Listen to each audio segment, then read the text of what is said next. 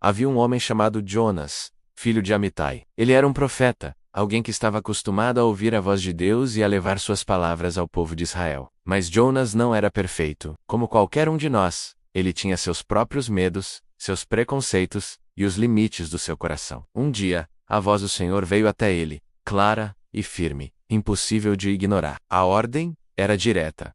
Levanta-te, Jonas. Vai à grande cidade de Nínive e anuncia contra ela, porque a sua maldade subiu até a minha presença. Agora precisamos entender o que era Nínive. Nínive não era apenas uma cidade distante. Era a capital de um império poderoso, conhecido por sua crueldade e violência. Para Jonas, Nínive representava o inimigo. No fundo do seu coração, um pensamento tomou forma. Por que Deus teria misericórdia deles? Eles não merecem. E com esse pensamento, Jonas tomou uma decisão, mas não foi a decisão de obedecer. Em vez de ir para o leste, em direção a Nínive, Jonas se levantou e foi na direção completamente oposta. Ele desceu até o porto de Jope e encontrou um navio que estava partindo para Tarsis, o lugar mais distante que ele conseguia imaginar. Ele pagou a passagem, embarcou e, por um momento, deve ter acreditado que era possível fugir da presença do Senhor. Quando o navio zarpou, o mar estava calmo. A brisa era suave e Jonas, talvez aliviado, desceu ao porão do navio e caiu num sono profundo. Mas Deus não havia desistido de Jonas, nem da sua missão.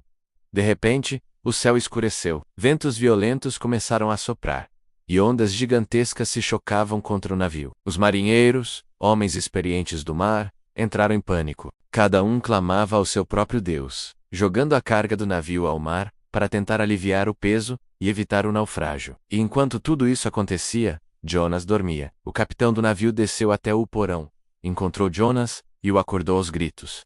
Como é que você consegue dormir numa hora dessas? Levante-se, clame ao seu Deus, quem sabe ele se lembre de nós, e não nos deixe morrer. Os marinheiros, desesperados para encontrar uma causa para aquele desastre, decidiram lançar sortes, e a sorte caiu sobre Jonas.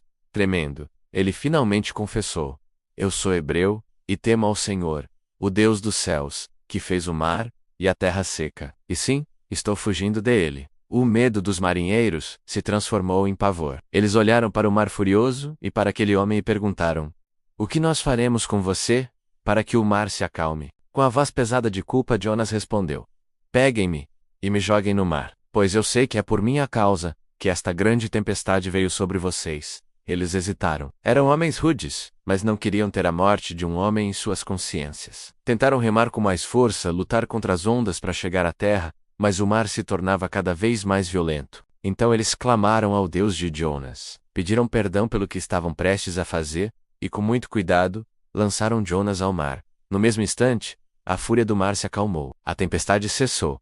Mas a história de Jonas não terminou ali. O Senhor havia preparado um grande peixe para engoli-lo, e Jonas ficou 3 dias e 3 noites no ventre daquele peixe, envolto em escuridão, silêncio e, finalmente, arrependimento. Ali, nas profundezas do oceano, Jonas orou. Não era mais uma fuga, mas, em clamor, na minha angústia clamei ao Senhor, e ele me respondeu. Do ventre da morte eu pedi socorro, e tu ouviste a minha voz, naquele lugar improvável. Jonas reconheceu seu erro. Ele entendeu que não podia fugir de Deus. Percebeu que a misericórdia do Senhor alcança até os lugares mais escuros e profundos. Ele entendeu que Deus é um Deus de segundas chances. Então Deus deu uma ordem ao peixe, e o peixe vomitou Jonas em terra firme. E pela segunda vez, a palavra do Senhor veio a Jonas: Levanta-te, vai à grande cidade de Nínive, e proclama a mensagem que eu te darei.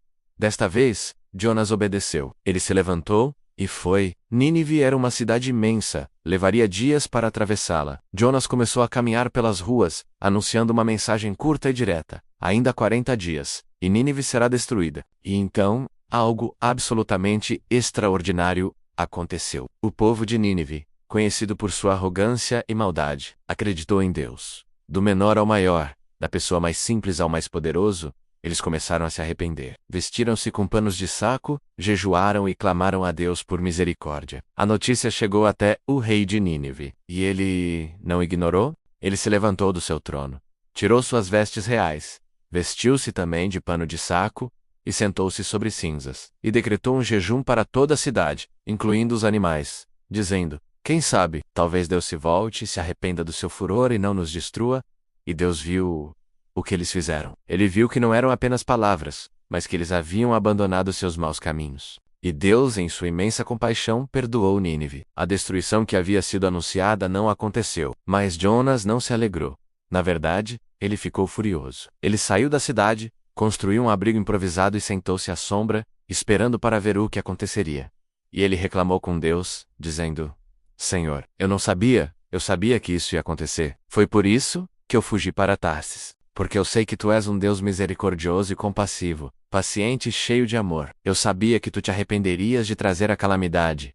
E então, o Senhor fez algo curioso. Ele fez crescer uma planta rapidamente, uma mamoneira, que deu uma sombra agradável para Jonas, aliviando seu desconforto. E Jonas ficou muito feliz com a planta. Mas no dia seguinte, ao amanhecer, Deus enviou um verme que atacou a planta, e ela secou. E quando o sol nasceu, um vento quente e forte começou a soprar, e o sol batia diretamente na cabeça de Jonas. Ele quase desmaiou, e em seu desespero, desejou morrer. Foi então que Deus lhe perguntou: Você tem razão em estar tão irado, por causa de uma planta? E o Senhor completou, com uma lição que ecoa até hoje: Você teve pena de uma planta, pela qual não trabalhou nem fez crescer. Ela nasceu numa noite e morreu na outra. E eu não deveria ter compaixão da grande cidade de Nínive, onde há mais de 120.000 pessoas que não sabem nem discernir entre a mão direita e a esquerda, além de muitos animais? E assim termina a história de Jonas. Não é, no final das contas, uma história sobre um homem engolido por um peixe. É uma história sobre um Deus que não desiste de nós, mesmo quando fugimos. Um Deus que oferece segundas, terceiras, quartas chances. Um Deus cujo amor e misericórdia são maiores que os nossos medos, maiores que o nosso orgulho, e maiores que qualquer fuga que possamos planejar. É uma lição sobre a compaixão divina, que se estende até mesmo àqueles que, em nosso julgamento, consideramos indignos. Obrigado por assistir. Se essa mensagem tocou seu coração, deixe seu like, se inscreva no canal e compartilhe este vídeo. Até a próxima.